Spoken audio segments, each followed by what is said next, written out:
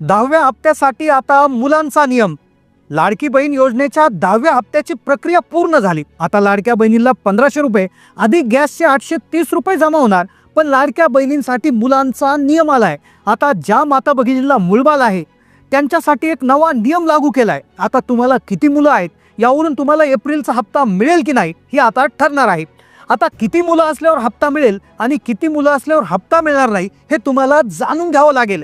10 जिल्ह्यात हप्ता वाटपाचे आदेश दिलेले आहेत. आता बहिणींना कोणत्याही क्षणी मेसेज येणार. लाडकी बहीण योजना जी आम्ही घोषित केली होती त्या निधी वितरणाची सुरुवात आम्ही कालपासून केली आहे. एप्रिलचा म्हणजेच 10व्या हप्त्यासाठी 2 नियम करण्यात आलेले आहे. पहिला नियम हा मुलांचा आहे. तर दुसऱ्या नियमाअंतर्गत 4 नवीन कागदपत्र जमा करावी लागतील.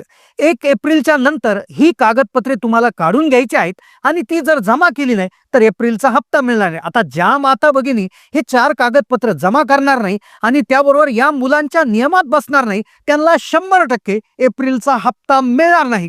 ज्या माता भगिनींकडे 4 चाकी वाहन आहे त्यांच्यासाठी एक आनंदाची बातमी आलेली आहे. आता त्यांचा देखील विचार होणार आहे. ज्या बहिणींनी कर्ज काढून 4 व्हीलर घेतलेली आहे त्यांचा विचार होणार. अजितदादांनी दिली माहिती हप्ता मिळणार. एकंदरीत परिस्थितीतनं काटकसरीनं संसार करून लोन काढून गाडी घेतलेली आहे. काय करतो ह्याची नोंद विकास पाटील घ्या. आम्ही ती कमिटी आहे त्याच्यामध्ये बसतो आणि त्याच्यातनं मार्ग काढू. आता लाडक्या बहिणींना साडीचं वाटप सुरू झालेलं आहे. 24 लाख बहिणींना साडी